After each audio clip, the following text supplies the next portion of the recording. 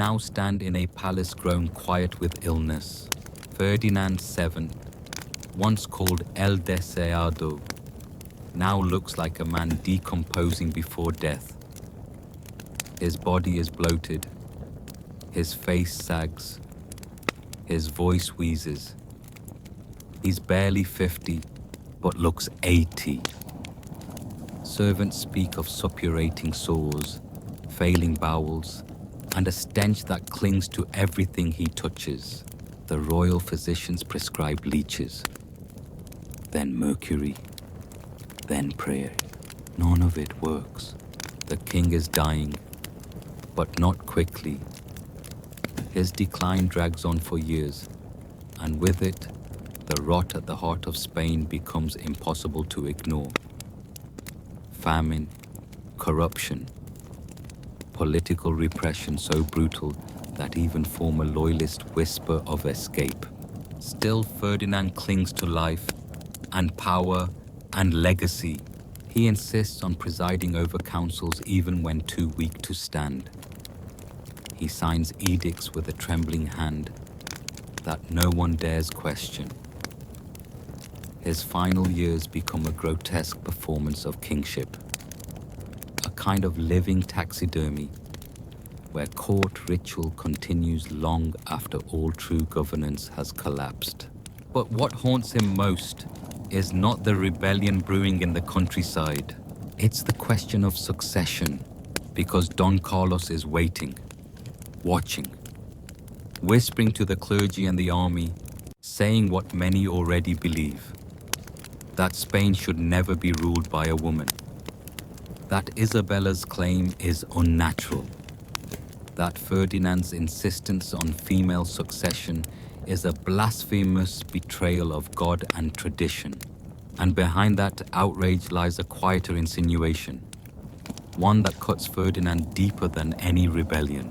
If he fathered only a daughter, was he truly a man at all? It's personal. Ferdinand knows it. You watch him issue decree after decree, reaffirming Isabella's right to rule. You watch him force nobles to sign oaths of loyalty to the girl. You watch him scream at ministers who so much as hesitate. His paranoia reaches a fever pitch.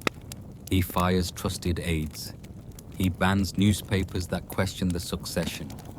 He surrounds himself with spies. At night, he paces, clutching his belly, cursing Don Carlos, muttering to portraits of his dead wives. But in the end, even a king cannot outlive biology.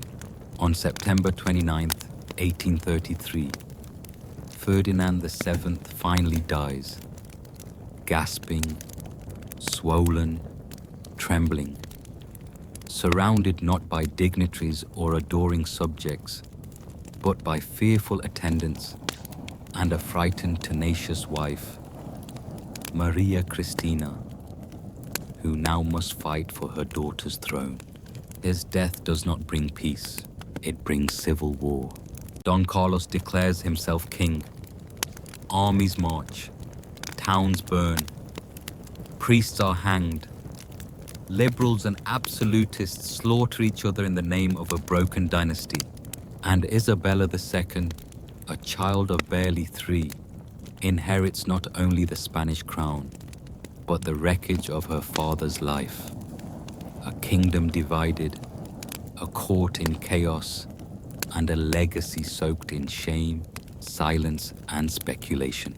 For decades after, historians will argue about Ferdinand's reign. Was he merely incompetent or mad? Was his tyranny born of ideology or insecurity?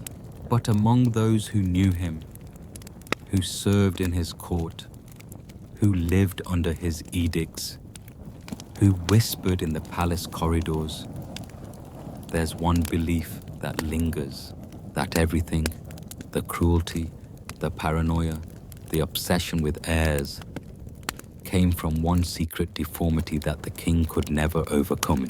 And so Spain, in the 19th century, became not just a battlefield of ideologies, but a mirror of one man's deepest fears. You blink, and Spain is no longer ruled by Ferdinand, but his shadow stretches far beyond the tomb. You hear it in the echoes of gunfire across the countryside, in the torn flags of rival armies, in the slow unraveling of a dynasty that once claimed divine right. Ferdinand VII may be gone, but his legacy is alive, kicking and covered in blood. The First Carlist War explodes almost immediately after his death. On one side, supporters of his young daughter, Queen Isabella II. On the other, the ultra-conservative followers of Don Carlos, Ferdinand's brother, who refuses to recognize a girl's right to rule. He calls it a war of tradition. But in truth, it's a war born of Ferdinand's deep paranoia, his stubborn fear of being remembered as less than a man, fear that twisted policy into pathology. And now, tens of thousands are dying because of it. Rural villages are burned. Executions become public theater. Families are split for generations. Spain itself seems to teeter between monarchy and chaos, absolutism and reform, old gods and new ones. It is not just a dynastic crisis. It is the delayed explosion of Ferdinand's psychological time bomb. You start to notice how often his name vanishes from the official accounts, how quiet the court becomes about his decisions. He's not honored. He's endured. Spain tiptoes away from his memory, as if too ashamed to face it directly. Unlike glorious monarchs who become legend, Ferdinand becomes something else.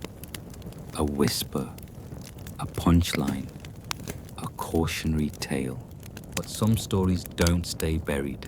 In letters, rumors surface. Servants speak of his obsession with private doctors and treatments involving ice baths, pressure devices, strange machines imported from Germany. One whispers that the king's malady was not of the mind, but the body, a grotesquely swollen organ that frightened both physicians and brides. You hear how his first wife, Maria Antonia, wept in horror on their wedding night. How she returned to Italy broken, ill, and humiliated. Some say her death was hastened not by tuberculosis, but by shame. The same shame his second wife endured in silence, until she too died young.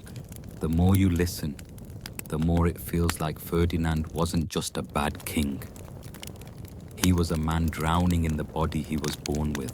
And then there's the slow erosion of the Bourbon name, Isabella II, crowned amid bullets and civil war, rules nervously, always under the weight of her father's mistakes.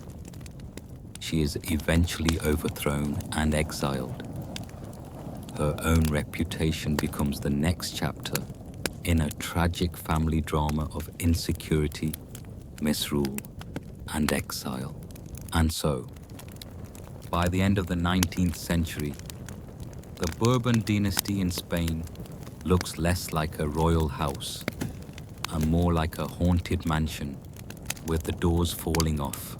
Historians still argue whether Ferdinand VII's personal dysfunctions directly caused the empire's political collapse, or whether Spain was doomed by deeper forces. But no one denies this. His reign did nothing to stop it, and likely sped it up.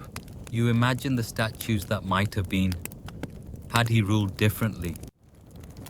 Instead, there are only a few portraits now, tucked away in side halls of Madrid museums.